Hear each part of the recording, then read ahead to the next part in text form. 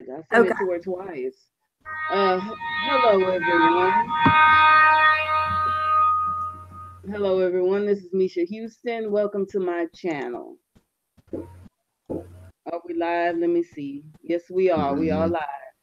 Um, this is our weekly book club. You guys want to do your introductions? Go ahead, Jen. Good. Yeah. Hey, y'all. It's Lady Wolverton here, Jen. Good to see everybody. We're doing Bran tonight. Somebody I wish I was a little bit more familiar with because I know he plays a big role in all of the, and especially in the books to come. hmm That's true. Yeah, his chapters have always kind of been a bit of a mystery to me. I totally understand. Go ahead, Tony. What's up, everybody? Tony Umber. Glad to be here again. Bran's always been one of my favorite characters in the book and in the show. I mean, he does bring a good breath of fresh air to the show to me. I mean, I like all the magical parts of this fantasy novel slash show, and his chapters to me are one of the best. I think he's very important to the whole story of the whole. That's why I think his chapter is why it's the first one of the whole book, the whole entire series, other than the prologue. So I'm glad to be here for this chapter. Thank you. Thank you so much for joining us tonight. And my name is Misha Houston. Check me out at Facebook and also on Instagram and also on the Capcom Fighters Network. It's Misha3700. Before we get started, I received a gift in the mail, a Hand of the King lapel pin. Here it is, guys. It was Jennifer who sent this to me for a Christmas present. So I just want to say thank you, Jennifer, for this pin. I feel like the hand of the king now, and I will be wearing this on the Con of Thrones. So check this out. It's really Oh nice. shit, Jen, I need your address to send you that one from New Year's Eve. Okay. Yeah. I'll instant message it to Yeah. you. You're gonna have to DM me on Twitter or whatever, however you want to do it. Don't I matter. think we're hooked up on Messenger. Yeah, I forgot. Yeah, Messenger. Yeah, that's fine. And Yeah. Alicia Kingston won the Jon Snow Funko Series 1. Instead of sending her mine, I just straight sent her one through Amazon. But it's the same one. It should be there if she sees this later. They said January 9th or 17th. But it's already been shipped. I can say that. Amazon sometimes that I'm a Prime member. That 2 day Prime stuff it don't really mean anything. Yeah, you gotta look at that small print. A lot of times, if it's like a third party, Exactly. yeah, they don't want to hear nothing about that prime shit. Before we get started on our discussion for Bran, I want to give a shout out to Oathkeeper 21. Oathkeeper 21 is a member of the Capcom Fighters Network. I enjoy his streams and his gaming streams. And Tony Umber is also a gamer as well. So Tony, meet Tony Oathkeeper. Thank you, Tony Oathkeeper, for joining us, and I hope you enjoy our stream. We're talking about Game of Thrones. It's a television show that comes on HBO, and there's also a book series that was written years before it came onto the television screen. So Tony, Oathkeeper 21, if you're become a Game of Thrones fan, because I mean, the story is just wonderful. You'll probably just give it a chance. Check it out on HBO. Start with episode 1, and I assure you, you will love it. So thank you so much, Tony, and I'll see you in your stream maybe tomorrow, and I'll try to beat you, with my Chun Li. Tonight we're discussing Bran 3 of A Game of Thrones, the third chapter for Bran in the book series, A Song of Ice and Fire. Jennifer, it's your night to take it over. So, It is, and I just want to say,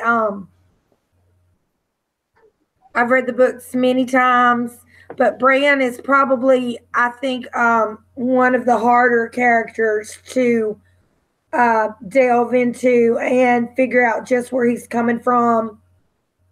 The very beginning of the chapter, it says, it seemed as though he had been falling for years. Mm-hmm.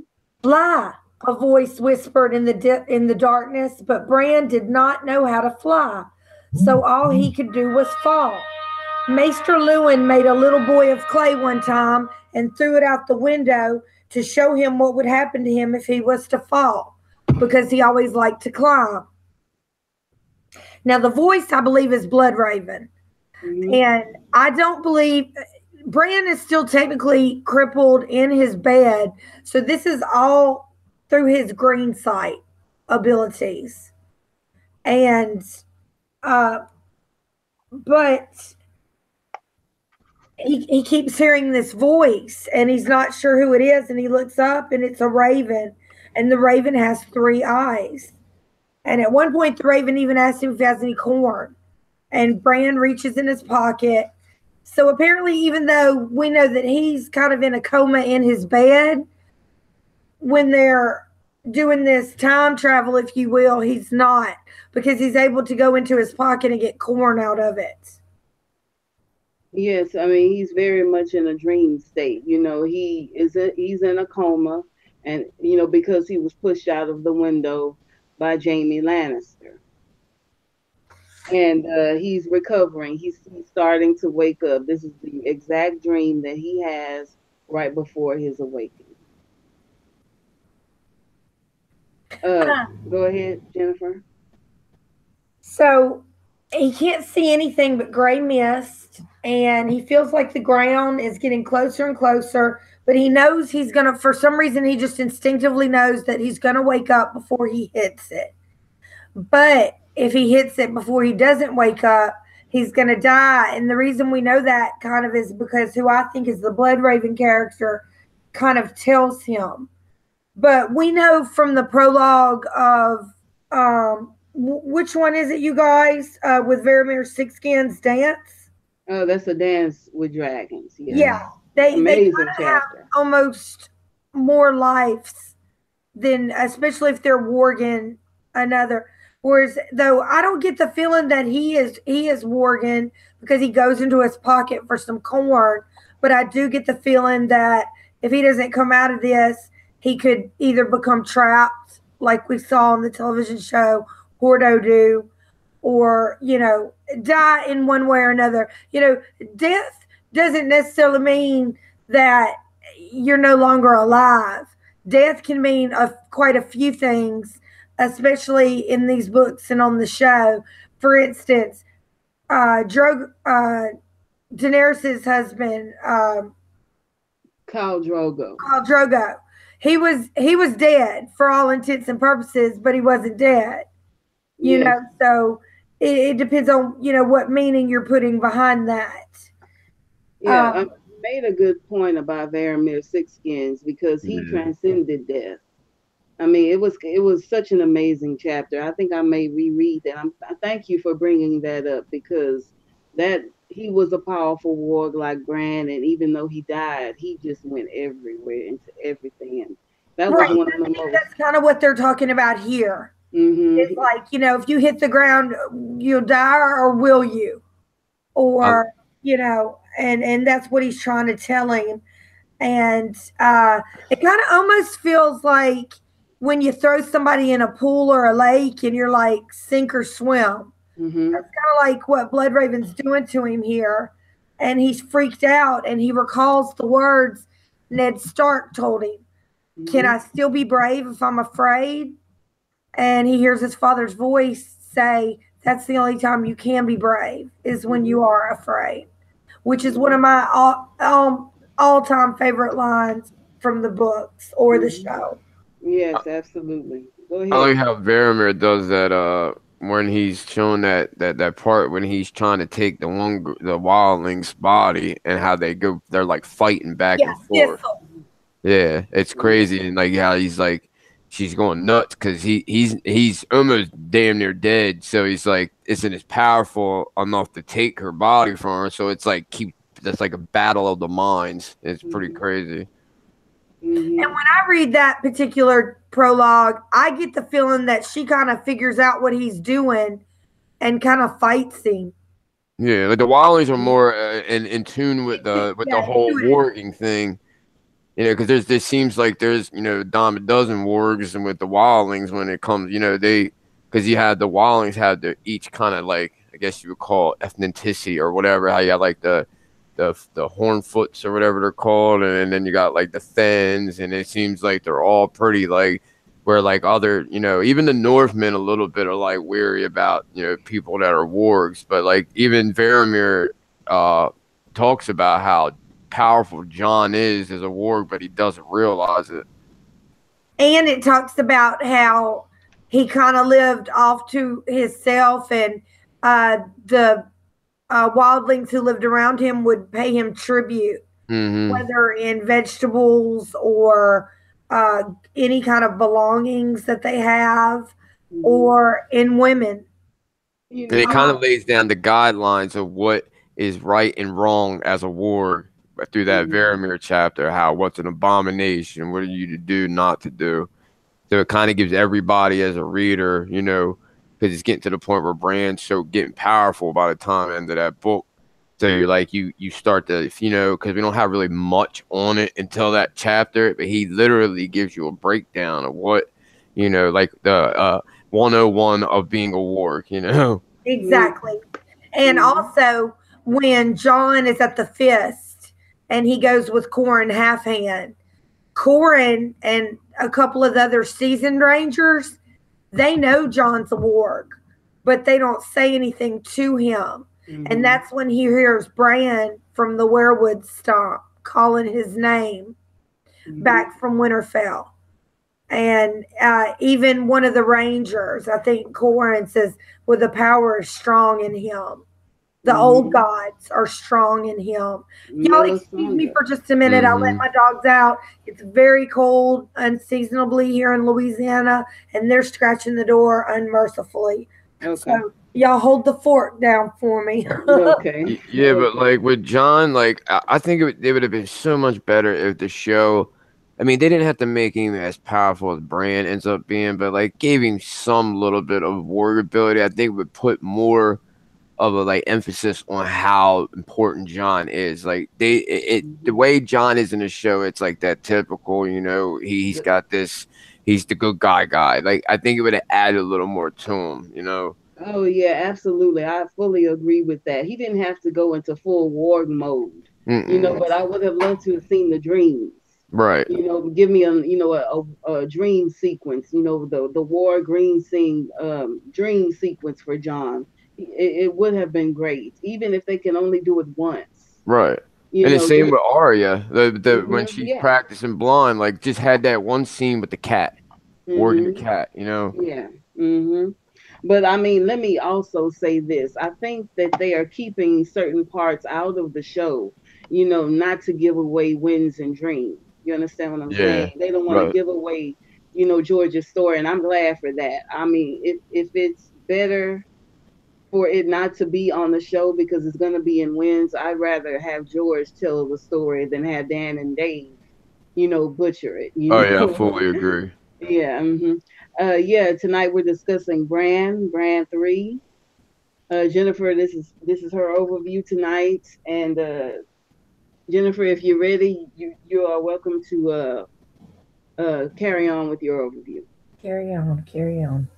Okay. So basically, Bran is still he's in his bed in a coma, but he's not. He's going around, he's seeing things. He's seeing Robb fight with live steel in the yard. He sees Sansa, which apparently at this time, this is about the time Lady's getting killed. He sees Sansa crying. He sees Jon at the wall looking pale and homesick. He sees the Dothraki and Vace Dothrak and the wedding going on there. and he just basically, who I believe is Blood Raven, takes him around, showing him and teaching him how to fly. Not literally. I don't think he's warged a bird. Me, I think fly in his mind's eye. Mm-hmm. Okay, and now Blood Raven, however, on the other hand, is I think back in that cave and has taken the form of this three-eyed raven. Mm-hmm. And we never hear about another three-eyed raven, so it wasn't just like some kind of freak animal. I think it was something special to Blood Raven, and I don't know if we'll ever know more about that, or if it's just symbolism or what. Um, so So basically, he's just getting him to get comfortable within himself and within his new abilities. And just Mm-hmm. like they say, if you're deaf, you see and observe better. If you're blind, you hear better than other people. I think this has also made Bran probably even stronger than John as far as in his abilities that I think all of the Stark children have to an extent in Mm-hmm. their warging. Even Sansa, though I think she has it the less, she has it a bit. You think Sansa has some kind of warring ability? I do because the Wents, who were, yeah, as you know, Manisa Went was her grandmother. Mm-hmm. That's why they had a bat on their sigil, and it was said that they came out at night as bats or whatever. And I think that might also be why it's so strong in the Stark children. Um, Uh, well, let me say this. I kind of disagree and kind of don't because I think when her wolf was slaughtered, it may have, taken away, whatever ability that she did have. That's my opinion. I think Definitely. she could have been because she's very much internal. Sansa is a very internal character more than anyone. She sees things the way that she thinks and not how things truly are. So, for But as she her, grows as a person, she yeah, also sees things and internalizes them by keeping them to herself. right, yeah, she's And very I'm internal. thinking, she's always constantly called Little Bird. I'm wondering, she ends up in the Vale, as we know, and that their sigil is the Falcon.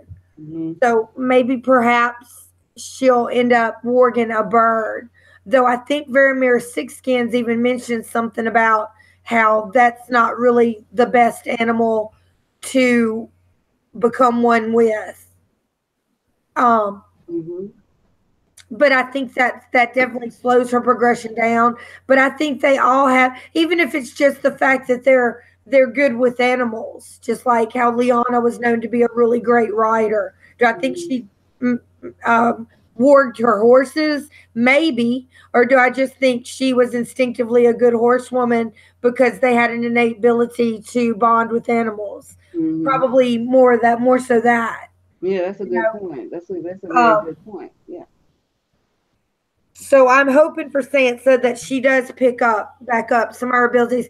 Perhaps Harry Harding will make her a gift of some kind of bird or somebody. A lot of people call her Little Bird, Oh, I and can't wait perhaps till somebody will make her a gift of a bird. yeah, I can't wait till we get to those chapters with I Harry can't either. Harding.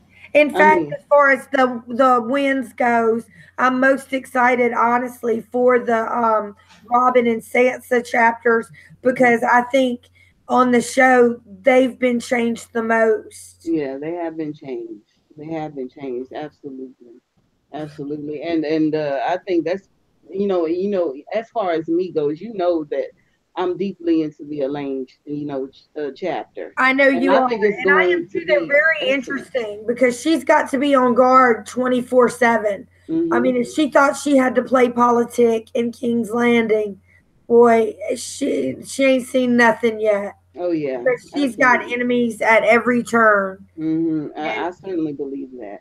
I do too. Hmm. And also your um your series has helped me see just how bad it really is there. Oh, Because, thank you you. know, Thank you. at face value, the first time I read the book, I was thinking, okay, she's finally somewhere where she's okay. But Mm-hmm. actually, um, no, she's just about got to be on her guard 24/7 Mm-hmm. between Harold Harding, Miranda Royce, the Mad Mouse, Mm-hmm.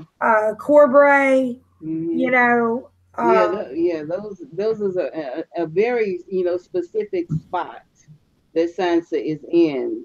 And there are even more. I found something else. And and I'm gonna put it in a video later on. And I was just surprised that, and her guardian is tolerated, not mm-hmm. liked or loved. So that No. doesn't really, something happens to him. Yeah. Her They, protection, really, honestly, the only protection she has, which is being the natural, which means bastard, mm-hmm. daughter of a rich guy married to their lady, goes out the window. Yeah, that's I true. think then she would have to reveal she was Sansa. That's her only hope. Yeah, exactly. Mm-hmm. So I think, some of the TV show has taken bits and pieces of what really is going on in the books, but we don't get the full picture by far. No. And there's just too much book left to really say. Yeah, and let me say this: I don't have any predictions. This is just my speculations. Same The here. whole series was nothing but my speculations, what I saw and what I felt, and I could be totally wrong about it. Hey, But but it's they're all good just speculation. speculation. Yeah, it's just They're not speculation just something you pulled out of a out hat. of my butt. Yeah. Yeah, There's you reason get points. behind them. You get points from me for even having the guts to come out with it. So I mean, Oh, Right. thank you. I mean, Thank you. because there's so much sense I hate to begin with, but on top of that, I mean, a yeah, lot of people want to criticize people and their theories and what they think is gonna happen. If you think you can do better, put out your own shit. You put You know your what I own mean? things out. so like I Exactly. Exactly. said, I have Hmm. software to make some videos, and I've got two written out. I had a Sansa one written out, which it would no longer be valid. It was about why I wouldn't think she would turn on Arya. How I thought that the Stark kids would all come together, which did happen. And I also have another one that I'm not going to mention that fully because me and Misha might actually still work on that one. But it's a lot of work. Videos are hard, Hell So yeah. Oh you yeah. want to talk about somebody's video, that's fine. But let's see yours. Yeah. Exactly. I Let's Hmm. see hate people yours. that sit there and want to and backbite and be like, oh, this shit was stupid. But it is always somebody that ain't doing shit. I mean, even Hmm. if you totally disagree, you have to at least give the respect that Right. the time Hmm. Yeah, and it takes a effort lot, to do it. and it takes Because it's like courage. doing a college assignment or even a job. Yeah, So it takes a lot to edit videos. I mean, shit, that's why I don't do it. I'll be truly honest with you. I'll live stream all day with anybody and talk about it on the fly, but I am not taking all that time. I got too much crazy stuff going on in my life, and people would kill me if I took all that time to edit videos. right, you just Hmm. don't have the time. Russell Right. already gets I fusses at got I me. got an 11-year-old. I got a girl with 3 kids. I got You a got a lot of lot of work. responsibility. Yeah. Right, you My have a life. job. You have a life. Hmm. A life. Yeah, And my Yeah. like I job. was telling Misha, I need 12 hours to have my Louisiana paralegal degree, and I was filling out the FAFSA. And after I got done filling that out and then filling something else out online last night, and I messed up on one the first time and it erased everything and I had to redo it today. That's why I have my arm in a sling today because, and I might need to go ahead and change because there's no way I could type for 8 hours the way my arm feels today. But This anyway, okay, so we've got basically Blood Raven trying to teach him how to have these outer body experiences. Um, because we know when he wargs, his body doesn't actually go to that place, just his mind. Hmm. And he's like, I can't fly. And Blood Raven's like, you're flying now. And he's like, I'm falling. And he's like, every flight begins with a fall. The crow said, look down. And he's like, I'm afraid. Look down. Bran looked down and felt his insides turn to water. The ground was rushing up at him now. The whole world was spread out below him, a tapestry up at him now. The whole world, oh, my bad. The whole world was spread out below him, a tapestry of white and brown and green. He could see everything so clearly that for a moment he forgot to be afraid. He could see the whole realm and everyone in it. He saw Winterfell as the eagles see it, the tall towers looking squat and stubby from above, the castle walls just lines in the dirt. He saw Maester Lewin on the balcony studying the sky through a polished bronze tube and frowning as he made notes in a book. He saw his brother Rob, taller and stronger than he remembered him, practicing swordplay in the yard with real steel in his hand.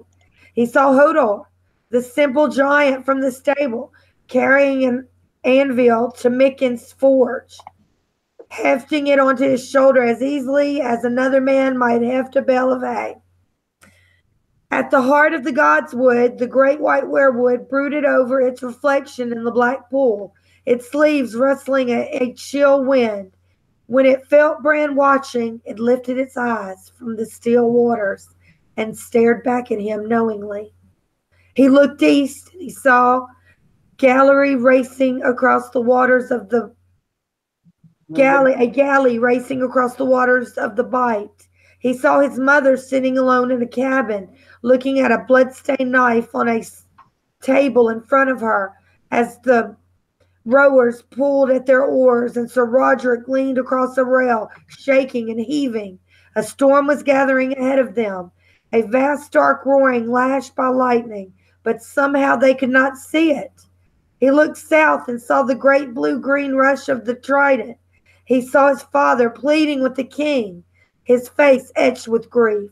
He saw Sansa crying herself to sleep at night, and he saw Arya watching in silence and holding her secrets hard in her heart. There were shadows all around them. One shadow was dark as ash, with the terrible face of a hound. Another was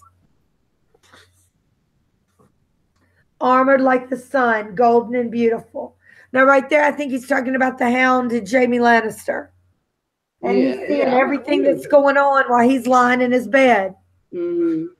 Yeah, I was wondering what that part meant. I knew it was the hound for the first part, but I wasn't quite sure for the second or anything else. Okay, and here's a foreshadowing of over them both loomed a giant in armor made of stone. But when he opened his visor, there was nothing inside but darkness and thick black blood. He lifted his eyes and saw clear across the narrow sea, to the free cities and the green Dothraki sea and beyond, to Vaes Dothrak, under its mountain, to the fabled lands of the Jade Sea, to Ashai by the shadow.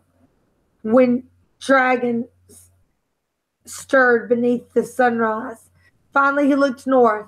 He saw the walls shining like blue crystal, and his bastard brother Jon sleeping alone in a cold bed, his skin growing pale and hard as the memory of all warmth fled from him.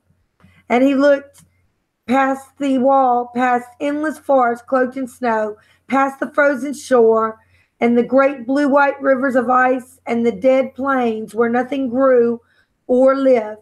North and north and north he looked, to the curtain of light at the end of the world, and then beyond that curtain.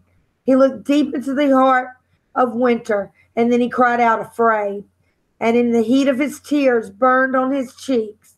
Now you know, the crow whispered, as it sat on his shoulder. Now you know why you must live. Why? Bran said, not understanding. Falling. Because winter is coming. Okay, so basically, Bloodraven has just taken him and shown him every particular event in the world that is going on. Daenerys' wedding, Jaime Lannister the Hound and his brother, and what's to come of that. His own brother, the Lord of Winterfell. Now, already things going bad for Sansa and Arya. Jon, lonely, cold, pale, hard. and he's very sad, and he doesn't want to live. I think at this point in the story, Bran is of the opinion most people were of. It would have been better if he had died. And I think this is why we get Bloodraven coming in, showing him, hey, your life's not over and you still have so much to do and you're needed. You're really needed. Mm-hmm. Anyway, and then he wakes up. And that's when we talk about he hears his father because he is afraid. And Bran finally has to choose fly or die, and he flies. And I've noticed, said the three-eyed crow, it took to the air, flapping its wings in his face, slowing him, blinding him. He faltered in the air as its pinions beat against his cheeks. Its beak stabbed at him fiercely, and Bran felt a sudden blinding pain in the middle of his forehead between his eyes. "What are you doing?" he shrieked. The crow opened its beak and called at him. "Caw-caw!" A shrill scream of fear, and the gray mist shuddered and swirled around him, ripped away like a veil, and he saw the crow was really a woman, a serving woman with long black hair, and he knew her from somewhere, from Winterfell. Yes, that was it. He remembered her now, and then he realized that he was in Winterfell, in a bed high in some chilly tower room, and a black-haired woman dropped a basin of water to shatter on the floor and ran down the steps shouting, "He's awake! He's awake! He's awake!" Bran touched his forehead. Between his eyes, the place where the crow had pecked him was still burning, but there was nothing there, no blood, no wound. He felt weak and dizzy. He tried to get out of his bed, but nothing happened. And then there was movement beside the bed, and something landed tightly on his legs. He felt nothing. A pair of yellow eyes looked into his own, shining like the sun. The window was open and it was cold in the room, but the warmth that came off the wolf engulfed him like a hot bath. His pup. Bran realized, or was it? He was so big now.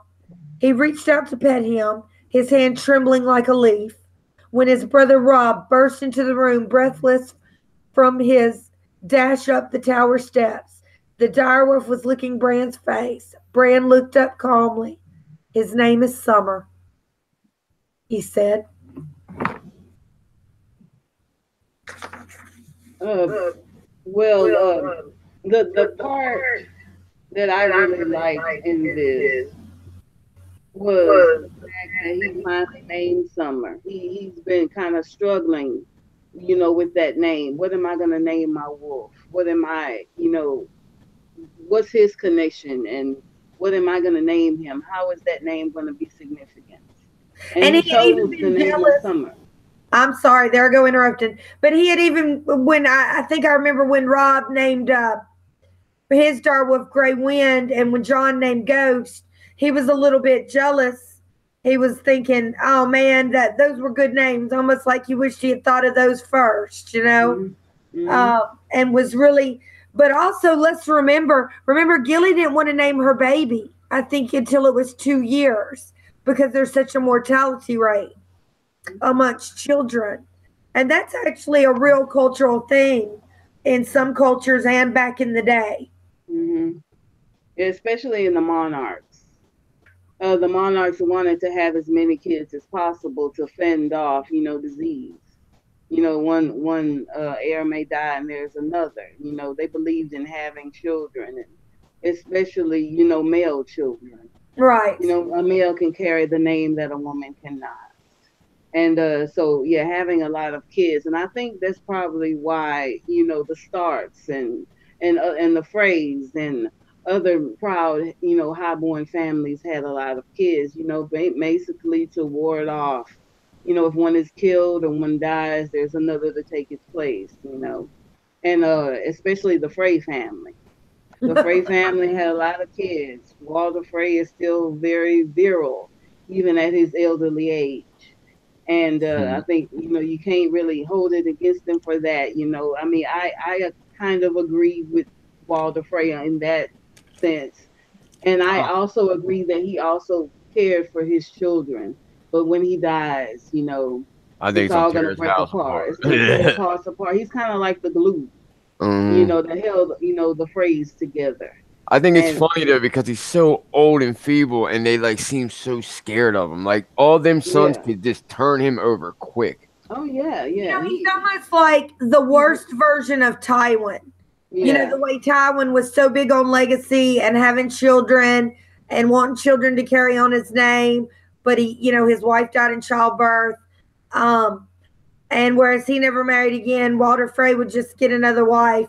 But one thing, the only good thing I can really say about Walter Frey is he always took his family's side and yeah. he taught his children the same. Even though But I don't think they'll listen to him, but you are right. He did, teach the importance of having a united family, it's a which lot is, of like the Middle Ages when, or mhm, like in medieval Europe, like when every time one of these like father like kings or lords whatever would die, like the sons would end up fighting and killing each other to try to take over, and it's like it mhm, almost he's kind of like it's kind of counterproductive because you got all these kids and they already are chomping at the bit to who's going to be able to take over, and it's got so many people that they're so far down in succession. The only way they could get up is by doing some slick, backstabbing or killing somebody. And they're all wicked. Almost every single one of them Frey got men are wicked as hell. yeah, that's true. Yeah, that's very true. It's a very wicked family, and it was a very wicked time. Mm-hmm. Very wicked time. And I think George R. R. Martin really, even though this is a fantasy story, I think he really, really got into how wicked and horrible things could be in a family. And I also am proud of him for putting, the epilogue chapter in A Storm of Swords, Right because back. that's a Y'all accidentally left Rudy out. okay, to put out the epilogue chapter in A Storm of Swords, because that's the first time you get to see what's really going on in the Frey family. Mm-hmm. But as far as Bran goes, he's very much, getting into learning. This is the first taste of him learning about how his powers work and what they can do for him and the information that it can provide. I mean, he can see into the past, as he fell. He could see, what's going on in the present. And I think he may, can see a little bit of the future because, in the part of the dream where he's looking north and north and north and north, he can see the coming winter. So he can see the past, the present, a lot of what's going on in the present, and a little touch of the future. So, I mean, he is very much, he's very much developing his powers, and Blood Raven is with him, and he's developing his powers even now, as he's lying in a bed. And he's also, in my opinion, training him to be the next three-eyed raven. He's the bird is pecking at his forehead, pecking at him as he's flying, as he's finally, embracing his power. Here comes the bird pecking at his forehead. He wakes up touching his forehead, thinking about, what, he's feeling it. The pain is still there, but there's nothing there. I mean, I think the three-eyed raven is very much recruited Bran for his position. So, and I have to wonder, if the story in the show can really be believed. Is he training Bran to be the next three-eyed? Will he become the next three-eyed raven? Will Hodor die? Will the White Walkers invade the cave? What's going to happen? Is that a true picture of what's going to happen in the Winds of Winter and the Dream of Spring? What's going to happen with Bran? Because he's got one of the most involved storylines ever. He's into everything. Bran's story goes everywhere, either in dreams or in his waking. He goes everywhere. He finds a way to get into every aspect of the story. So I mean, Bran is a very excellent character, and I like the fact that they put him first. He has the first chapter, and I just think he's an excellent character, very underrated, but he goes everywhere. He is into everything. He's like Snoop Dogg. He's everywhere, you know. But yeah, he's just a beautiful, beautiful child, very special, great power within him. I can't wait, for the other Stark son, Rickon. I would love very much to know what his story is because he has a very interesting story as well, even though it's not touched on. But I would love to see. I hope that he is put, somewhere in the Winter. I want to know what Rickon is going through as well because I believe he is also has some kind of warging ability as well. He has dreams. He dreamed of his father dying. Definitely, definitely. We even see that We when see he's that in the down in the show. crypts. Hmm. When Bran keeps telling Asha, Hmm. I saw my father in the crypts, and they get down there and they get scared by Shaggy Dog, and Hmm. he said, "I came down here. Father was down here." I wonder. He So said then he had a Asha got dream. freaked out because being that she's from north of the wall, she's somebody who believes in more mysticism Hmm. and Yeah. scary stories and things more so than the Southerners and even the Northerners. Yeah. I mean, I think he's way more important. Those two characters, Bran and Rickon, are way more important than a character like John. Even the warrior aspect of John, or maybe even more important than Danny. They have a lot of characters here, but I don't think their stories are as evolved as Bran's are. Sam is very important Yeah, and Sam gets is important, overlooked right? quite a bit. Yeah, he's another character that's overlooked. He has a very involved story. He goes into a place where no one has been. He goes to the Citadel, which is a huge, huge deal. The Citadel is a very huge deal. I mean, I think they touched on it a little bit in the show about how important that place is. The Citadel is a place where they keep records. They keep records, and it's kind of like a medieval internet. uh, they keep records of everything. The maesters make reports and they send things off and they train the maesters in healing and in certain types of arts and the Valyrian steel and the histories. I'm very interested in Sam's story, going forward as I am well. too. I really like Sam, and Sam is actually very talented. Hmm. You know, Yes, um, he's another interesting, very interesting what character. was that Maester Jim Broadbent played?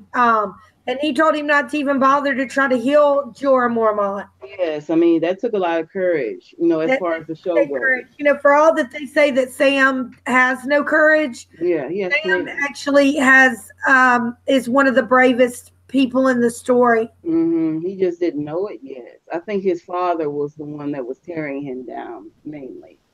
But once he was free of him, he was free to evolve and change and grow up a little bit more. Once he got away from his overbearing father. Oh, God. And I think in that last season, that one of that when they left the Citadel, Hmm. and he said what his father said to him to Gilly. I'm tired of being here reading about the achievements of better men. Right. You want He's to make your going own. to go and be more instead of being so timid. Hmm. Like the Tom Commander Mormont said something. He said, "Why do you say that, Charlie?" And he said, "Because he hasn't." And it had to do, I think, something with the decomposition of a body. Yeah, And he he said, didn't "Well, know you might how be a to think. coward, but you're not stupid." And I Hmm. think not only is he not a coward, but he's far from stupid. Yeah, The he's. furthest person from stupid we've been introduced to. Maybe he's not cunning, but he's definitely not stupid. And He he just does not have a fighter. a big part to play because he's going to discover things that other people don't know, Hmm. not only about John's heritage that we've already seen, but also about what the children want, perhaps why they're here, how they can get rid of them or defeat them, or the White Walkers, etc. How he can possibly come out with the solution of either how to defeat them or how to make a peace. Hmm. Yes, Samuel didn't have any battle courage. That was the thing. It didn't mean that he didn't have any courage. There are different kinds of courages. There are. There's a woman's courage, just like when Catelyn says, to Brienne, and there's battle courage, and there's book courage, and courage is to speak to other people boldly.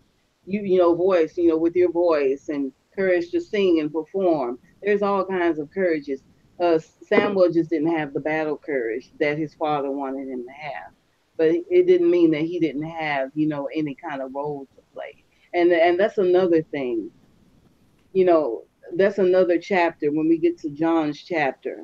When Samuel comes to the wall, John, defends Samuel to one of the maesters and one of the people of the wall. He says he may not be able to fight with a sword, but there are other things that he can do.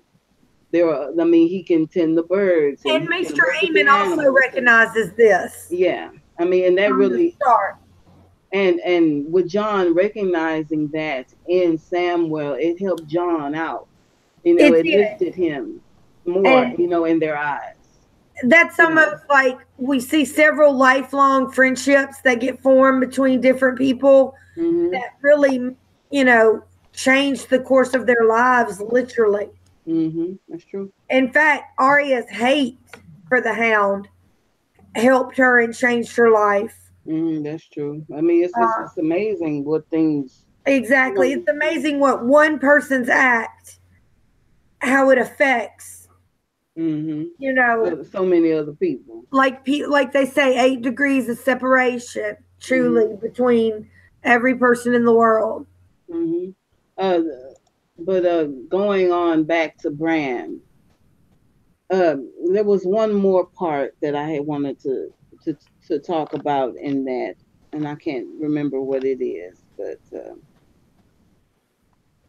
the fact that he saw Winterfell, saw the South, saw the North. Oh, another thing, the part about him seeing Eddard and Robert together. Uh, what was he in grieving for? What was, Eddard was, begging Robert for something in that chapter. I think it And had to do with the dire wolves. yeah, I mean, Yeah. but it wasn't. Was it on the Trident, or was it? Yeah, No, the incident with the direwolf was on the Ruby Ford, not the Tridents. So they moved on past that altercation with the direwolves and Arya and Joffrey. So what is Eddard begging him for? What is the grief on their faces for? What's going on between those two? Because Ned was so excited, to have Robert come to visit him, in that chapter. What's the problem now? What's the Mm-hmm. grief between those two? What's the beef?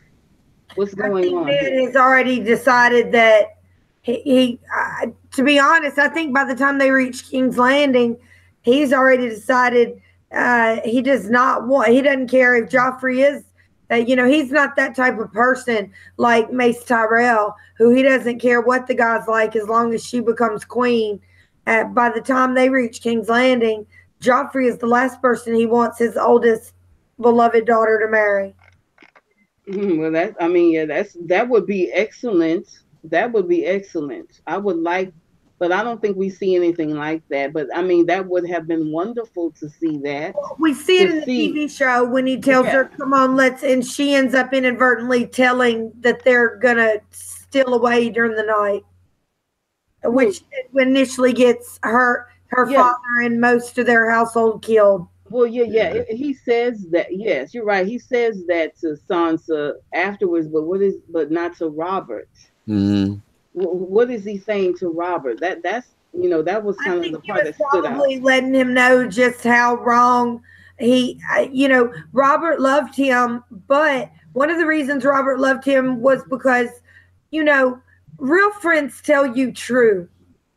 Real friends tell you things that you don't want to hear, sometimes. And I think that's probably what he witnessed Yeah, was some he. truth telling Yeah, that Robert knew to be true. But Robert had been yesed for what, 12 years at this point, hmm and he just didn't want to hear it. and it just made him angry instead of got it. We had passed the point of, apparently in their relationship growing up, Ned was always the voice of reason, and by this time his answer, I think Robert's answer for everything was, well, I'm the king, and what I say goes. Yeah, I think the same thing happened with when Robert wanted to kill send somebody to kill Daenerys, and Ned was like, no, and then when Robert was dying, he's telling Ned, you were right about the Targaryen girl. Yeah. Yes, you're right, Tony. He does. He says, and you were right. You were right, Ned. You were right about the Targaryen girl. And then he goes on to talk about how, please, God, help do something with Joffrey, because he's definitely not. In not so many words, he told him he's not right. Yeah, it was like, when you get on your deathbed, you really start thinking about stuff like he was alive and drinking it and whoring. He didn't care about none of that shit. And now that he's dying, he's probably looking at it like, this boy ain't no Baratheon. And I don't think he looks at it like he's not his kid. He just ain't like Baratheon stock. You know what I mean? I mean, they're nothing alike. No, at all. A counselor. From being a counselor that people, when they're partying and having a good time and everything's going good and they're not thinking about their death, things are a lot different than when, they start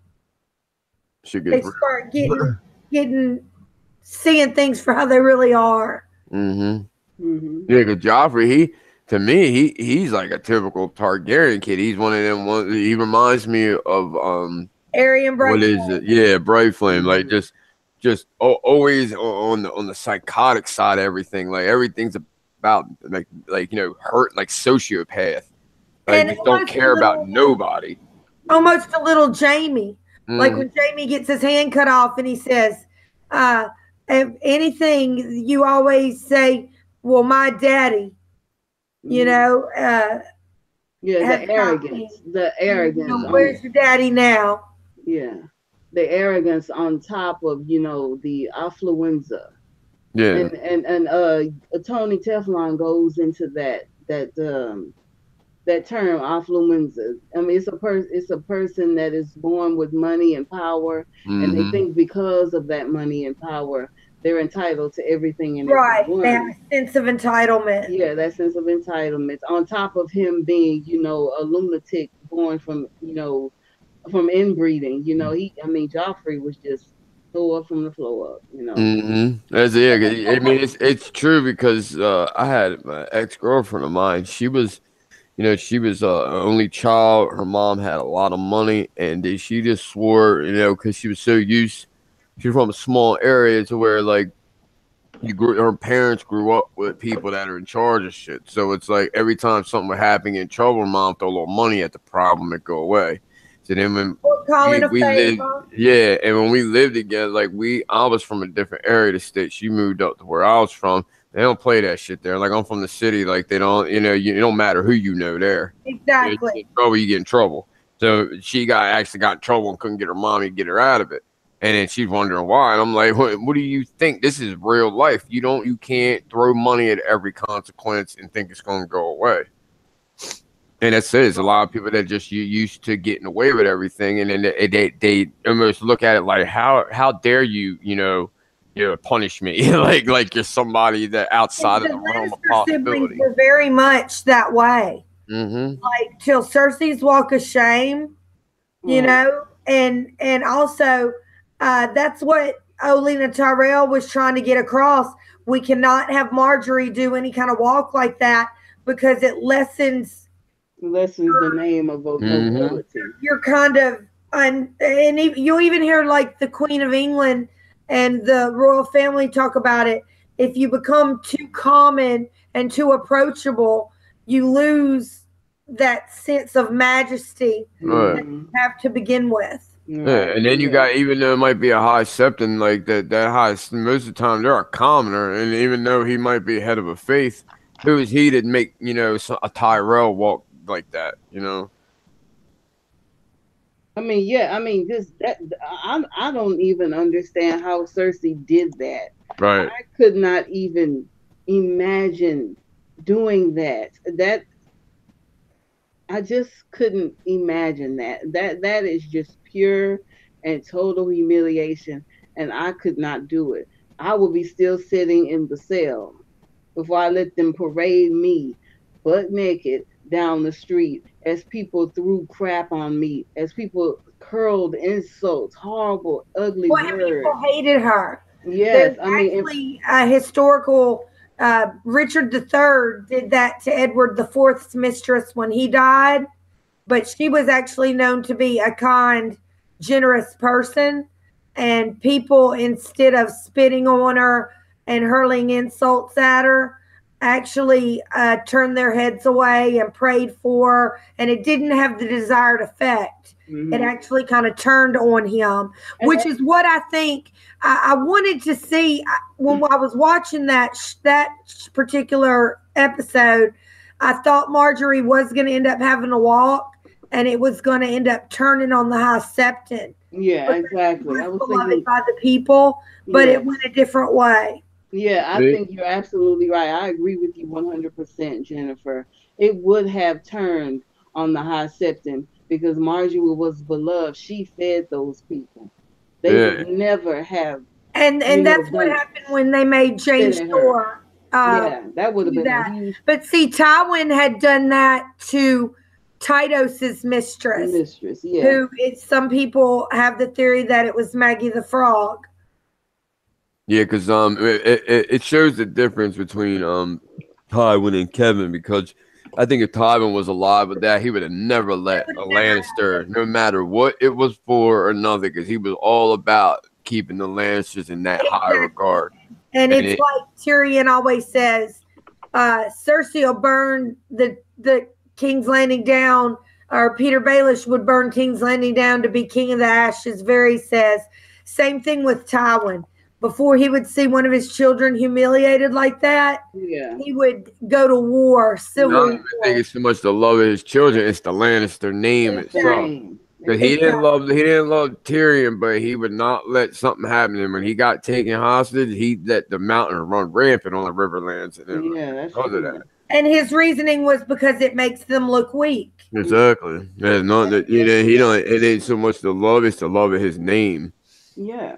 You Now, can't, I I do mean, he's believe Lady absolutely Olenna right. really did love Marjorie, but that she had kind of the same opinion. Like, that's not going to ever happen. My Yeah, they were a little granddaughter more. will not ever walk these streets. They were a little more family oriented. I would give the Tyrells like. And the reason I thought that too was because he didn't have her cut her hair and have her totally stripped. He had her in a shift, a slip, if you will. And Hmm. that's what Jane Shore was made to do. I don't believe they cut her hair and they made her wear a wimple, which would have been like a slip, a very thin slip. But her family was actually pretty well-to-do merchants, and she was scholarly, and they were very active in the church and very generous people. And it ended up making some enemies of Richard III, Hmm. which helped eventually lead to his downfall, Uh, amongst the other things. yeah, as far as that goes, I did do a little bit of research on Richard III. He seemed like he could have been a good king, but it's just I think that the fact that they all are going toward that throne made them into a bad person. I mean, just going for that throne in general, puts them in a bad mind state. And George R. R. Martin, has made a point of that in the show. It seems like every time somebody tries to go for that throne or go for a throne of their own, it just puts them in a bad way.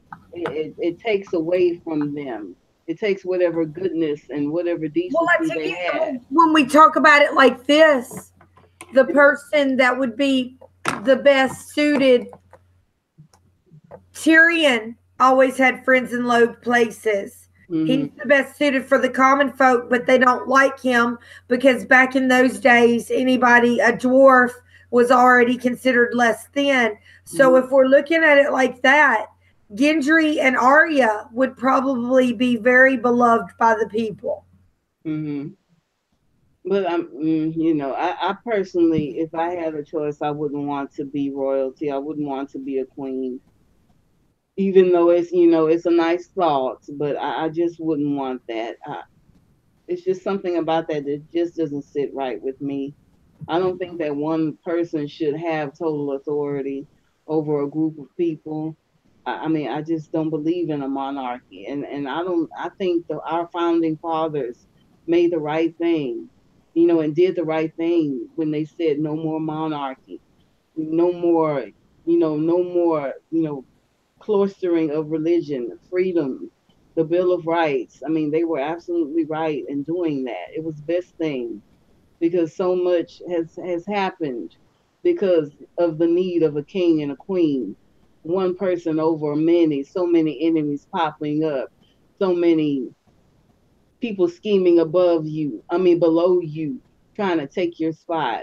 I mean, I just think that the monarchy was one of the worst things in human history to ever be created. I don't believe in that. And I don't know how people in other countries can tolerate that. And I'm not trying to be racist or bigot in any way. That's not what this is about. It's just for my sake. I wouldn't want to live underneath a monarchy. I wouldn't want to live like that.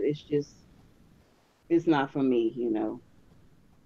It's just a crazy, horrible thing, in my opinion. And I think it's better under a democracy, instead of, it's by the people for the people.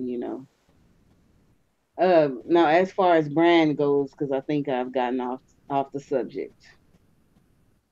Bran, is waking up out of his coma. He's finally waking up, after being thrown from the window, and I, I'm surprised at him. I'm surprised that he's taking this so well.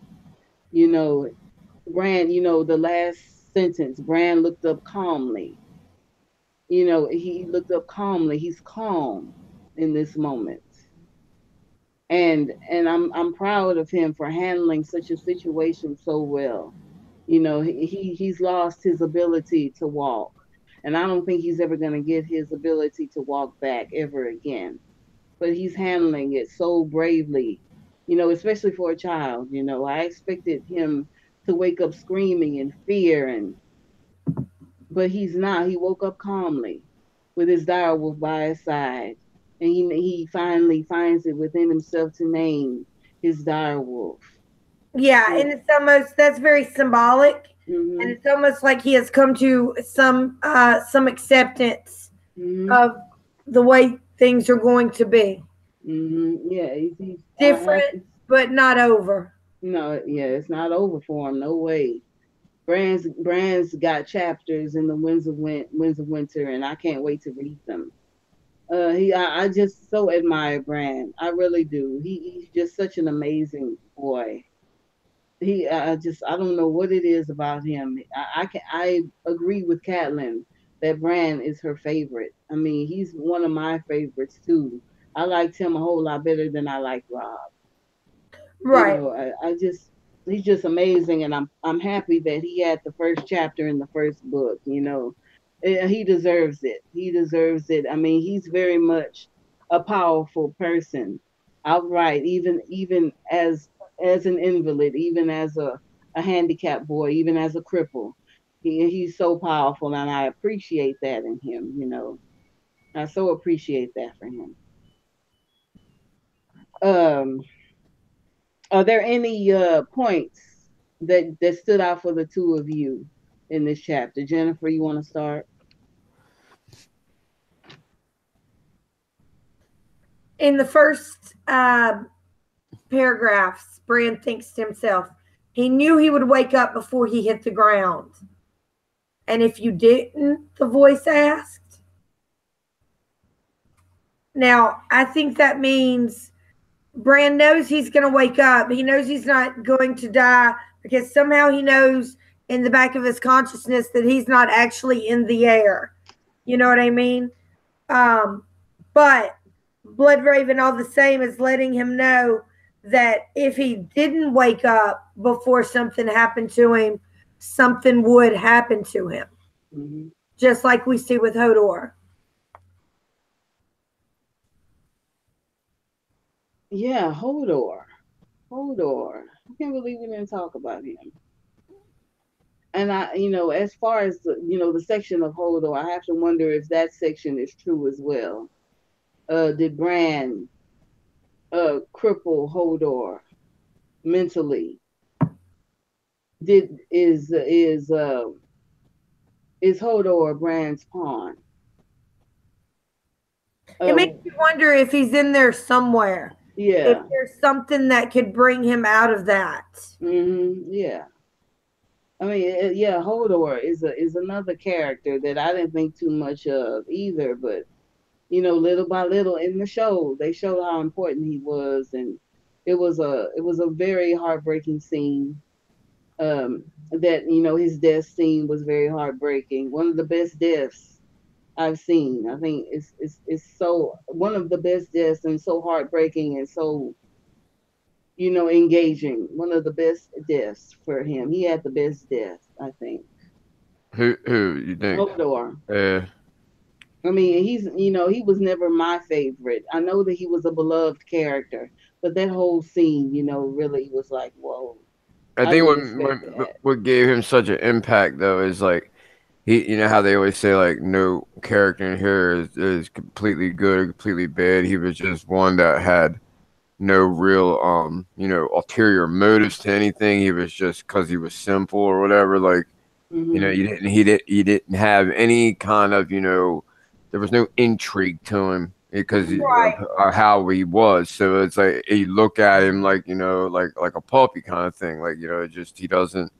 And then to see how like he goes around with a smile on his face, nonetheless, like everything else that's going on with him, and he's repeating Hodor over and over, but he still pretty much is always smiling, unless he gets put in the circumstances by Bran and crew where he gets scared, and then it's like Bran constantly, that goes back to the Varamir chapter about how it's an abomination to warg into another human being.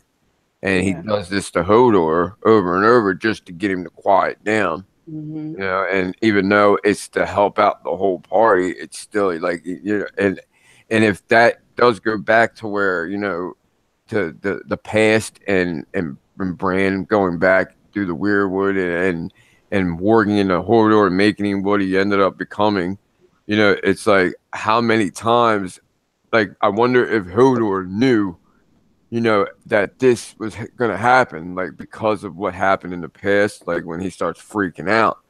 It's almost like he knows that Bran's going to go inside him. You could tell in the book a lot more. You can tell that Hodor doesn't like it. Like when they're in the cave and he wants to go exploring around and he uses Hodor to do it. And he's walking all through the Bloodraven's cave, and they see all the skeletons of children of the forest and regular men, and he's just like going through the different tunnels. And as he starts to warg into her, you could tell like Hodor doesn't like it. Right. Mm-hmm. But what's interesting too, though, is that Varamir Sixskin's mentor, I don't remember his name. Hagen, something like that. He always called it an abomination, but when Bran uses Hodor basically as his legs and eyes and uses his body, Bloodraven doesn't say anything to Bran or give him any of these rules. Well, I think it's the one at one point, like because Bloodraven was constantly like going like into the Weirwood. And it was like he was pretty much shut off to what was going on around. And then another part of me thinks that maybe he has to let Bran, make his own mistakes and find his own way. Because like Bran has done almost everything from the Warging 101 book of not what you're supposed to do. Like he tells him how, and Varamir says it's abomination to go into another human. It's abomination to taste the flesh through your wolf, and Bran does that. And then to have the only thing he really hasn't done yet is have sex in Summer's body with another wolf. And that was one of the other things he said. It was an abomination. So he's pretty much 2 out of 3 right now. Yeah, I mean, that's true. all he's got to do is the way. And that's why I don't think it's going to end well for Bran, just because of these little signs. And there's a reason why George R. R. Martin put that prologue of Varamir telling us what is not right and what is right with being a war. And there's a reason why in the same book it's showing, and Bran being the things he's doing and how and Jojen has to warn him all the time about going into summer for so long. And he's like, well, I like living through my wolf because, he has legs, he can go off, he's strong, he can fight, which Bran is none of. So it's hard for, I can understand why Bran will love. There are obviously rules and reasons to, Not just putting this book for no reason. What about you, Tony? Did a part stand out for you in that chapter? You a fan? Did you tell me that you were a fan of Bran? Oh yeah, I love Bran's chapter. Yeah. I just think. I think with Bran, like Bran is for one, I think there's a big reason. Like you see, there's a POV of every Stark kid except for tiny little Rickon and Robb, and a lot of Robb's like journey is through the other Stark kids and Catelyn for the most part, and for Bran coming off as this insignificant boy of the Stark family to be put as the very first chapter. And then he has a lot of the like the magical parts of this story, and that's what I always liked about Bran. Now, the thing that really stuck out to me was the same like what Jen said about how he's having this like back and forth with Bloodraven about what is real and what's not, and he's talking about how like, oh, I'm not gonna fall, I'm gonna wake up. That same thing where and he's like, oh, are you? And then he's feeling on his shoulder for wings, and he's telling him how there's different kinds of wings. Like everything was like a riddle, but it was almost like a teaching in the same sense. He's making Bran, try to realize things. Just because they're not out there plain to see doesn't mean that they're not there. And he's like almost trying to he tries to open up his third eye, and it, like that whole process. It's to take. You can't take everything for the face value. You gotta look deeper in things, like how like everything was so like abstract and riddly with how he was trying to explain. That was like his very first like teaching from Bloodraven, and he hasn't even made the journey yet. I think I've got it. Bloodraven is Illuminati. I'm just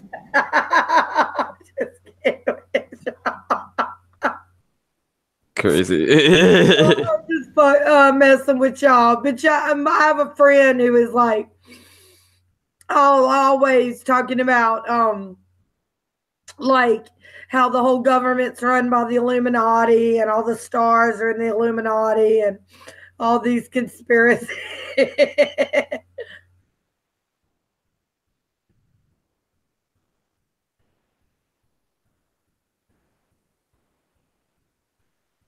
It got quiet.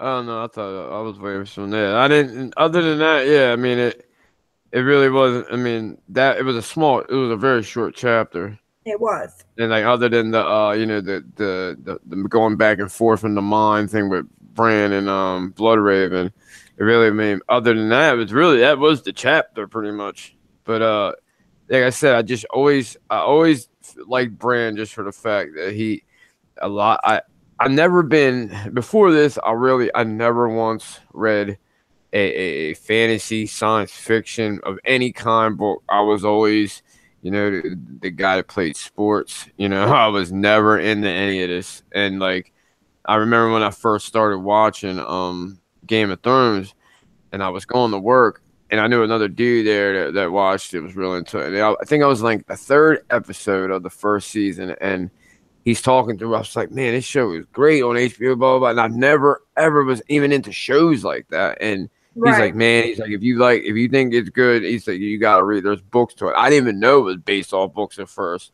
And Right. I literally, for me to read a book, it had to be something that was like really gonna keep my attention, because I just was always like full of stuff going on. Like I wasn't a person that had time to read books, so now, especially one of this like magnitude.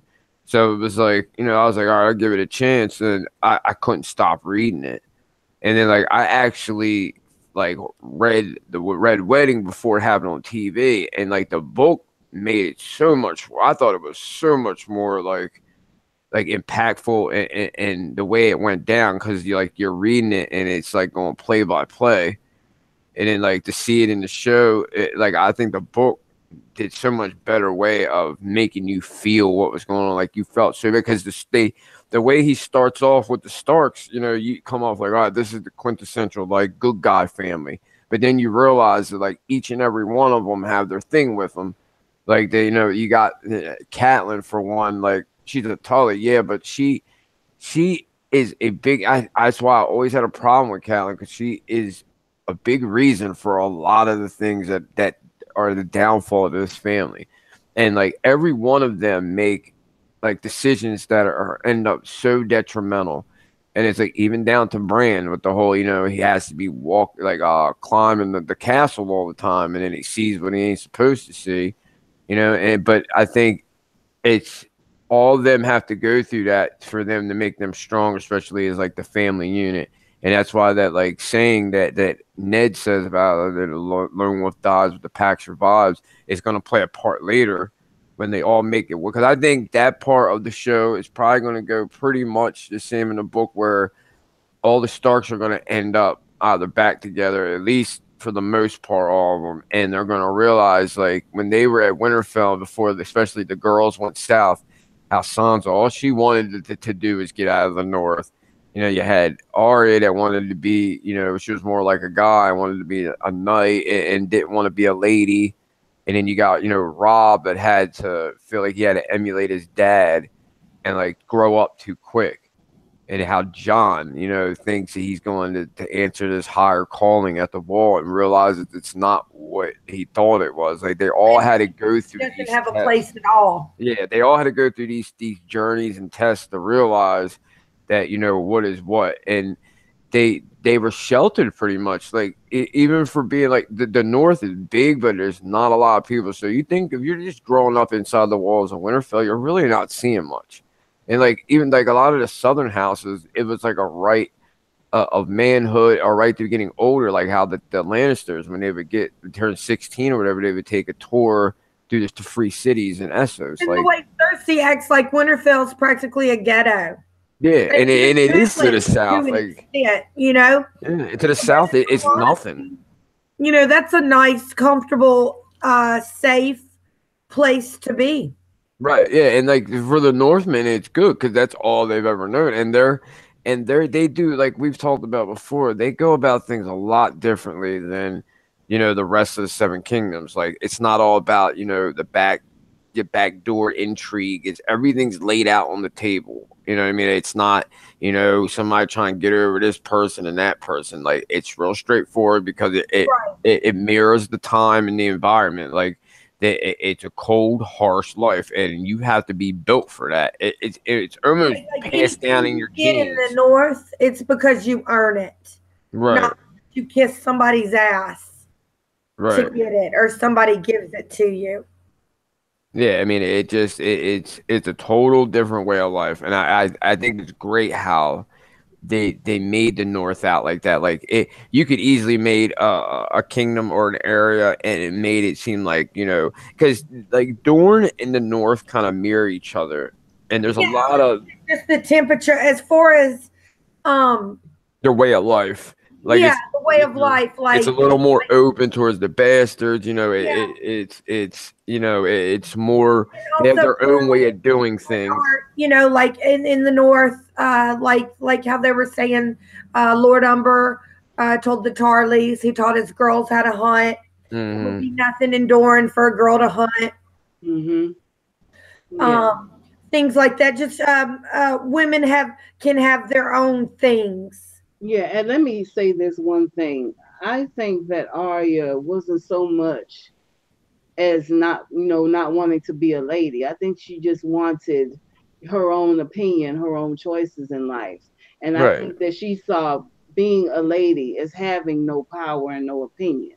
Right. That's really what she And wanted. it was like how Ned was saying that, like, you're gonna grow up, you're gonna be And a it's lady also of a hard. castle, you're gonna Yeah. marry a lord. I think that's why, like, with her dire wolf being named Nymeria, she has the Nymeria spirit. She might not so much not want to have a family and everything, but she doesn't want to be, the lord's woman and Yeah. just And popping that's out all. kids. She And that's wants to be the all. equal with her husband. You know what I mean? Hmm. Exactly. And that's another thing. I agree with you, Misha. I don't think it's so much that she didn't want to be a girl, but she didn't enjoy sewing, you Yeah. know? And maybe she wouldn't have minded wearing a dress, but it didn't have to be the prettiest embroidered dress. And Hmm. because her sister was, and in the books and in the show, Sophie Turner, Sansa Stark, is gorgeous.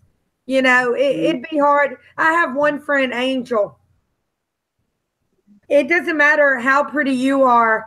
Angel is just so pretty. You go in a room with her, just be prepared for no guy to talk to you all night because they're gonna all talk to Angel. She's not a snob. She's not stuck on herself, but she's just that beautiful, And I think it gets old to constantly be try to compare to something that you're never going to be, no See, matter what, I, because they I look kind of. nothing alike. They didn't have the same talents, but the talents Arya did have, she shined at. Hmm. And the I problem think too. was being stifled. I think too when you get older, like you know how like when you're in high school and you like when you're first out of high school and all, even through most of your 20s, you're more You're vain. awkward. Yeah, and you're more about like I know myself. I speak for myself, anyways. But I'm you speaking know, for I, myself too. Fifth grade through about the eighth or ninth grade, awkward. yeah, and then and like I was, you have more of this value of looks. Now, when I'm like 34 now, I'll be 35 the end of this month, and like of course you're attracted to a person's look. For me, I rather have conversation and have somebody that cares other than somebody high maintenance, only worried about themselves and their 100%. appearance. And that for myself too. Definitely in high school, I was a girl who, liked to have a new outfit on every day, have Right. the right this, the right, yes, I was the right this, the right that. Um, Make sure I got up and did my hair, etc. But now, to me, the most important thing is to be neat and clean. Yeah. And it's not and what's one person might think is beautiful don't mean the next person do. Like I'm always telling my girl how beautiful I think she is, and Because I she's don't know like about she you, looks but at me like, yeah, really. I'm like, but it doesn't. If you might not think that other people might not think it, but to me you are. exactly. And I mean, I don't know about you guys, but I find it very annoying if I'm getting ready with a group of friends and we're ready after about 45 minutes an hour, but we're waiting on that one person who's taking damn it 3 hours to get ready. I Hmm. mean, that's annoying to me. Yeah, it's like after you get to a certain age, it's like, I'd pass up looks any day over good conversation and somebody that cares about me. You know what I mean? Like that's what means more to me now. Like I was a big asshole when I was younger. I mean I'll be the first one to admit it.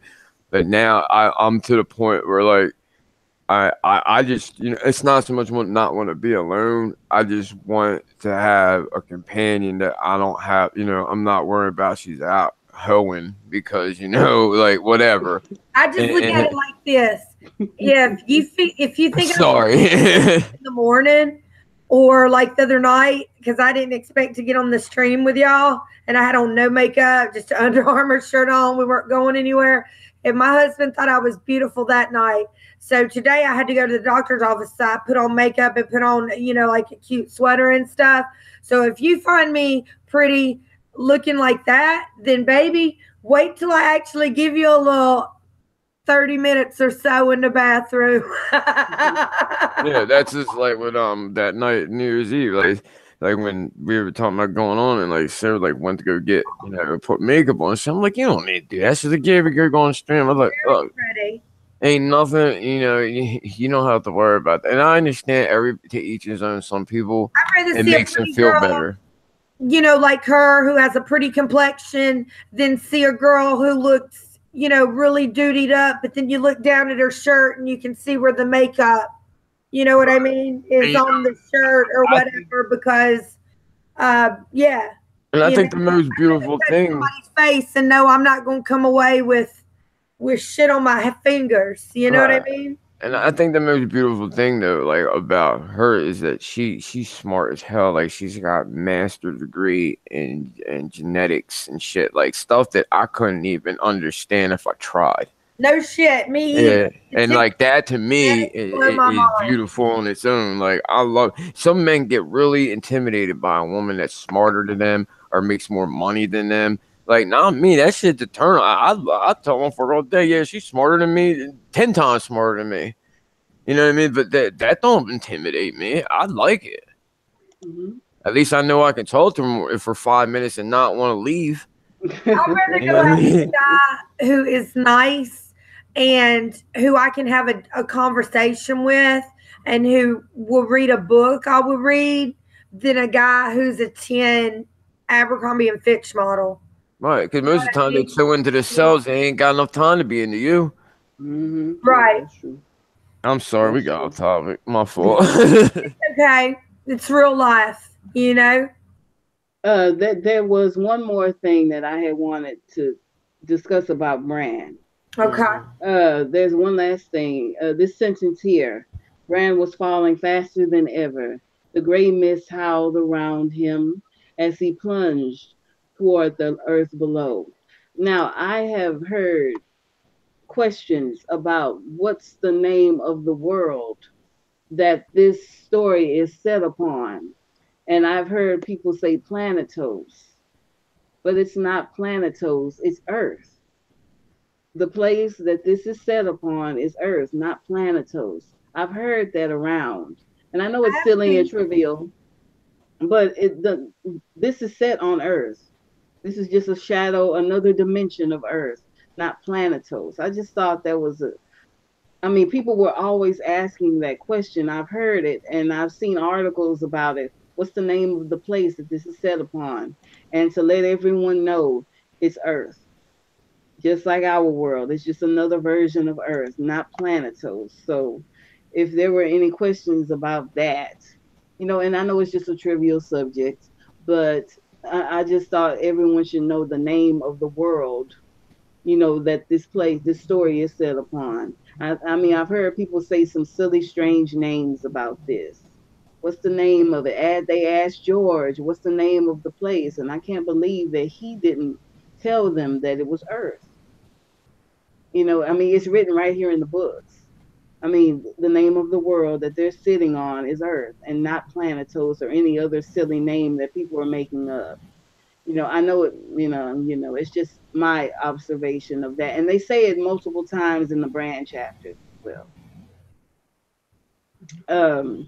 Well, thank you for that because I know. I've heard that. I know it's silly. I know it's calling it Planetos or trying to, come up with a name for what it is or what it isn't or whatever. At the end of the day, though, what does it matter? It's a world that the story is set in. Yeah, that exactly. has different continents, just like Earth, etc.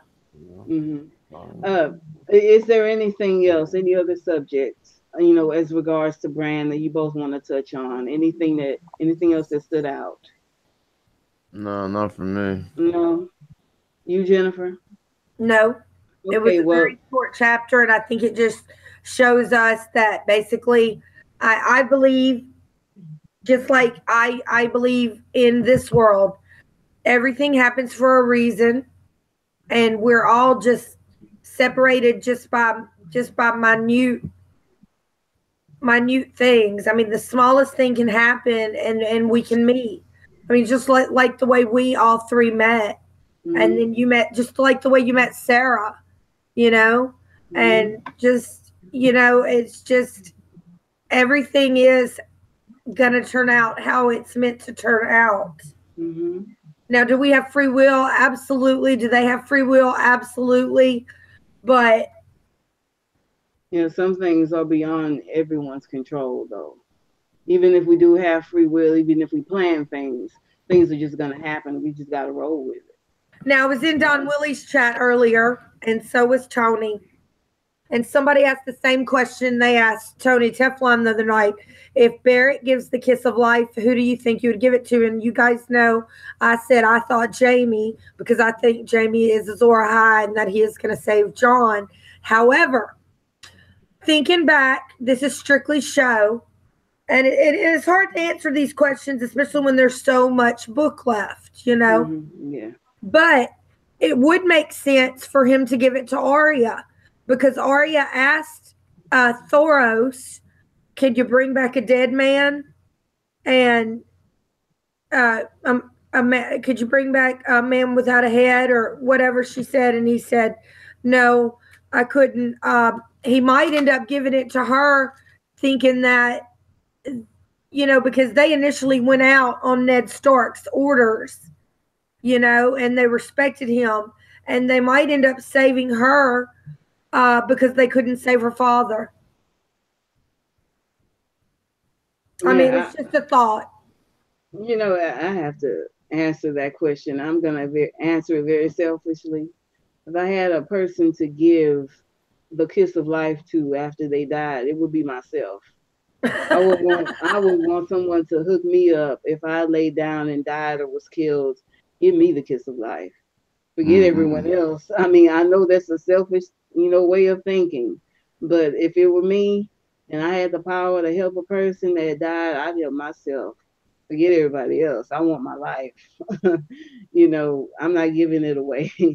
Not yet. I'm not giving away a second chance at life, to someone else, not no one else.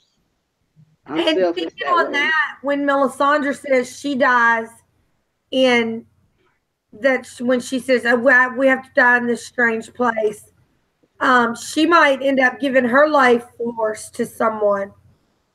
Maybe, yeah. I don't think she's gonna make it out of the series. I think her and Varys are gone. But I don't know. If a lot of people think she possibly becomes the Night Queen or whatever. It's too out there that she's gonna sacrifice herself somehow.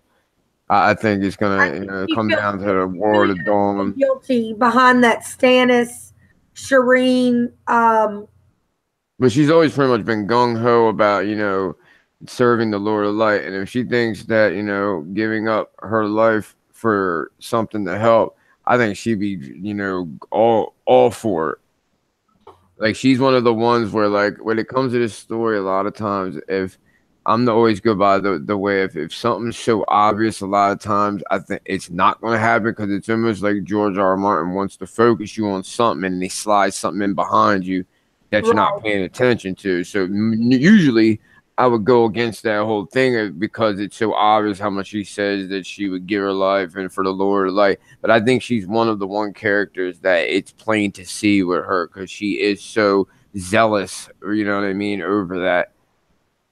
I would like to see her, die fighting the White Walkers. Something of that nature.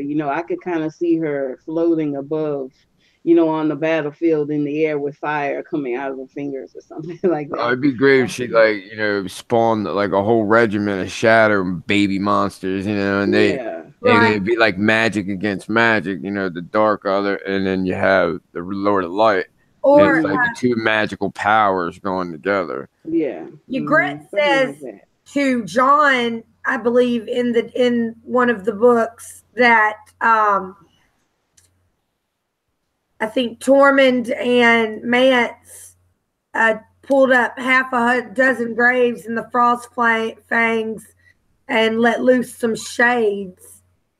And when I think of shades, I think of spirits, but they always call what she had a shadow baby. It would be interesting to see if she did get on the other side of the wall in a fight, and shades that had been let loose, or spirits that had been let loose, came forth. She was kind of in charge of them. But you know, I always thought would be cool, even though like it kind of goes against logic because with the crypts of Winterfell, most all of them they're bones that are entombed into these statues of them sitting on thrones, and then you see when like Bran and Mira and all they're hiding, and they always talk about how the sword laid across the lap, it's like to help keep in their spirit and not like go out, and it's like you think about the what is it like 3 or 4 that they took swords from. It would be kind of crazy if like the White Walkers came down and then somehow could use those like 4 like they're gonna be prior either Kings of Winter or Lord Paramounts in the North and like be these like badass like white Stark warriors, but it more than likely it's not even possible because they're just bone. Now if they were together bone, of course we've seen the whites that are just all bone. Whites that were basically all bone. But I think with the Starks, especially with their crypts stuff, it's pretty much just the bones, like their remains. And the Children of the Forest did put spells on Winterfell. Yeah, and they even said about the sword. See some kind of resurrection like that. But it'd be crazy if they just ran through Winterfell and he could raise all those, like, it's really out there, Tim. I don't think it's going to happen, but I just thought it'd be nuts if, like, they go through the North and then all of a sudden you see this front line. It's all these former kings of the North and Lord Paramounts of the Stark family that are just like zombies. And it's like they're special forces. Yeah, that would be cool. It could happen. I always thought of that. Like, I always want, because you get the picture that they just have bones in there. Those swords kind of being almost. Yeah, they are. They talk about how the swords are to keep, the souls, calm and at bay. Right. And it's weird how they, other than the point to show Barbary Dustin that swords are missing, like why would they put so much emphasis on them taking those rusty swords? And then you got the bottom. Like most people don't even know what's in the lowest levels of the crypts because they've put so many Stark lords in there over thousands of years to where you can only really access the first so many levels. Where they said the bottom parts are like starting to cave in on each other. Like exactly. We don't know. And it's supposed, the way they make it out to be is like it covers the whole like property. Like almost like you have a house and you have like a full basement or a half basement. It's like a whole basement of Winterfell, and it's just levels upon levels of these. And in the books, under Bloodraven's tree is kind of a cave with a stream.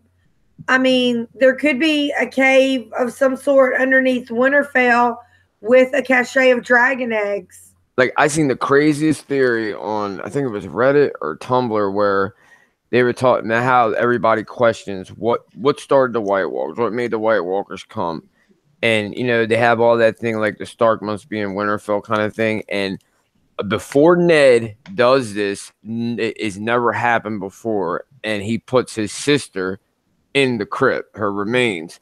And before that, there was never, other than whoever the king of the North was, or the Lord Paramount of the North, the Stark. It was only them. It wasn't even the other families. They have, I guess, other part crypts where they go, but the ones that line up like chair to chair with the direwolf statue at their feet, and it's just it was crazy because I could see the point in it.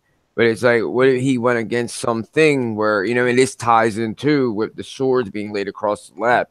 It's like, it keeps it like a buffer. Where a female's not supposed to be in the crypt. And it's not even just so much a female. I mean, it could just be, something, a pact that was made with these White Walkers from the first long night. There's going to be a lot of things that need to be revealed. One's going to be why there always needs to be a Stark in Winterfell.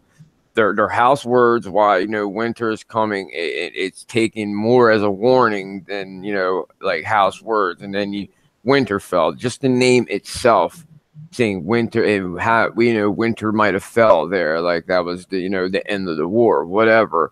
There's so many things that still need to be answered that are just from the Starks alone. Right. And I think a lot of it's going to tie into whatever pact they made. Beneath Winterfell? What is beneath Winterfell that keeps it warm? But they said there's hot springs or whatever underneath, but still like there's just so much behind Winterfell and the Stark family that almost like tie into that first long night. Exactly.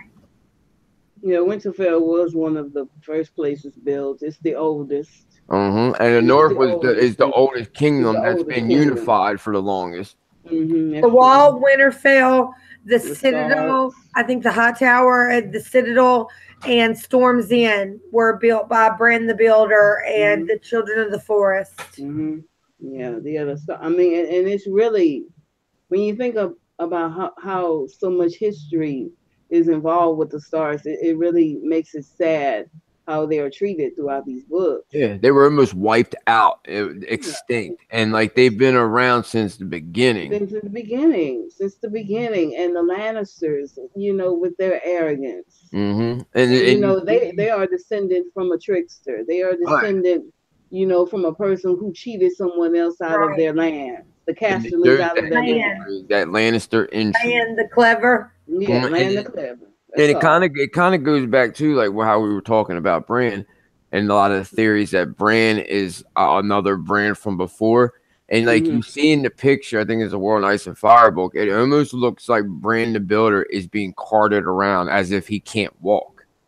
So like it make a lot of sense, and to see how powerful Bran is, because like George R. R. Martin always says when people bring up these almost mythical founders of these houses, he said that nobody really knows if it's true or not. It's almost like our own history where stuff goes back so far to where they didn't keep down logs and writing. Like if anything, they had rune stones. Exactly. And just like oral histories, you can put 10 people in a room, whisper something and go around the circle. Different in And the at the end of the circle, it's completely different than what was said to begin with. Absolutely. Yeah. All right, you guys. Communication is it was very a much short off. chapter, and I am tired. Oh, okay. If that's okay with you guys. No, that's fine. That's fine. Hold on. One more thing. We're doing Catelyn 4. I think I might go ahead and do it. All right. Please do, because I can't handle doing her. Catelyn, I know. That's why I volunteered and woke up and said something about it. Okay, Thank I'll you. be doing Catelyn And if 4 Sarah next week. ever wants to participate, she's always welcome. Yeah, I have invited everyone, and y'all were the ones who, answered the call. So yeah, I mean, I know she was a little like timid about it first, and I told her, I was like, look, I think everybody when they did their first live stream, had some kind of nerves, and if you're saying none, then I think you're a liar because I don't care how confident you are. This is, it stays on there unless you erase it, and it's like. You know how toxic YouTube can be. There's some people that'll say some messed up stuff. On here, I've never got any hate on our channel. I guess because we really actually get more views later. But that's the thing. Like some people just do it to do it. Some people just they want you to be miserable just like them, and it's always somebody they don't use their name or picture. They're always anonymous and want to talk shit. Right. And it's like a lot of people, can't take it, even though it's somebody you don't even know. You shouldn't even worry about it because they ain't paying your bills and putting a roof over your head. But she's really timid about it. So like the New Year's Eve one, like, it made it easier because, I do it and I can kind of hold her hand with I it. was too. Not literally. Too. And somebody said something to me and I don't know if they were being mean or if they were being facetious, passive aggressively. But, you're going to have people get that.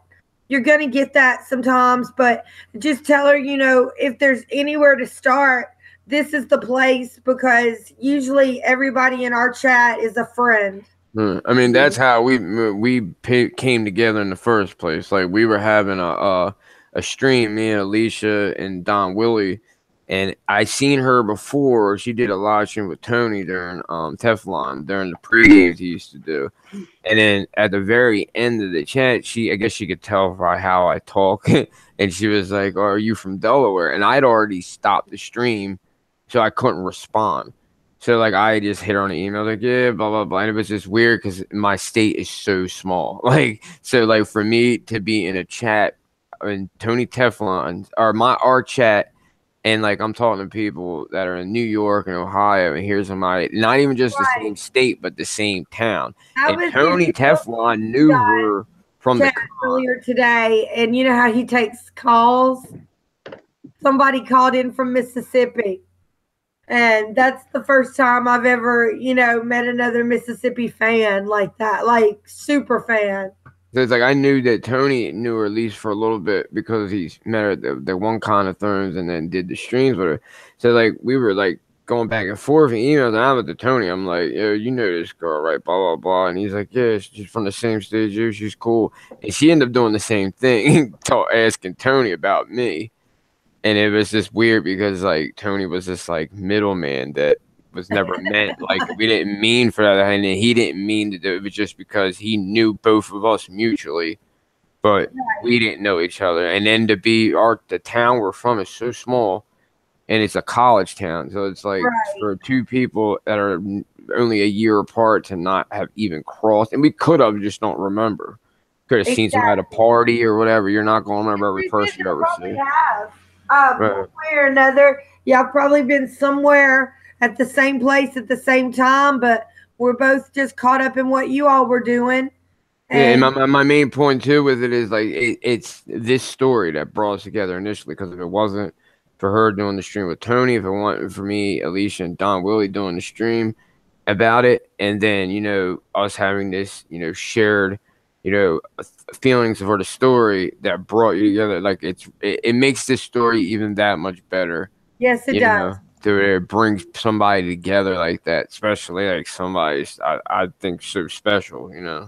Absolutely. Absolutely. It's wonderful, wonderful to see It's a how beautiful powerful story. everything is, how powerful the story is, and how much conversation and imagination it can create for other people.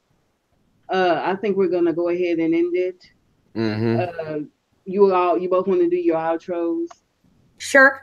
I'm Lady Wolverton. I have a channel, but I haven't been doing anything on it of late. But I'm Jennifer Wolverton on Facebook and Jennifer Wolverton 1976 on Twitter. And I'm also I am the Jennifer on Instagram. Mm-hmm. Tony? All right. Just want to say, Tony Umber, just want to say thank you again, as always, for clearing me on this. I really enjoy, these Thursday nights, and especially when it comes to unraveling like the text. And I think we'll probably get every single book done by the time the next one comes out. So we're gonna have a lot more of these. And I didn't apologize about last week. And I went on a little hiatus. I was Christmas break and stuff, like spending time with my kids and my girl and her kids, like, and like I've been getting to the point on my channel like that. I mainly do gaming. So, but then I'm getting like, and I was just talking about it. Like, I usually don't let people get under my skin that are insignificant to me. But like, I'll have the people just being real pushy and be like, yo, you need to do this, do that. Like, for one, I'm not trying to sound like a dick, but I do this because I like to do it. Like, that's why I only do the gaming, because all I got to do is hit the record button. I ain't got to edit nothing. You know what I mean? So I just throw it up. I got people calling me all these crazy names, and because there were slaves in the one playthrough, because they were Valyrians, they had slaves. Dude called me all kind of being a bigot because I'm buying slaves. Like, it's part of the game. I was like, dude, you need to get a grip. I was like, just because I'm playing a game, it also don't mean that that's how I think. It's part of the story. You know what I mean? The Valyrians have slaves, the Giscari have slaves. You know what I mean? It's a game. And like people just go, this thing can be so toxic to where it like gives you, like, it stresses you out, even though you might not get, from the people, it might not bother what they're saying. So I was just like, man, I gotta take it. Even though I was doing what I was doing, I was like, look, I'm not putting no video up. I'm hardly even gonna be on social media. People thought I had died and all kind of shit. They're like, where have you been? I'm like, look, I'm just taking a break. And I get like that too.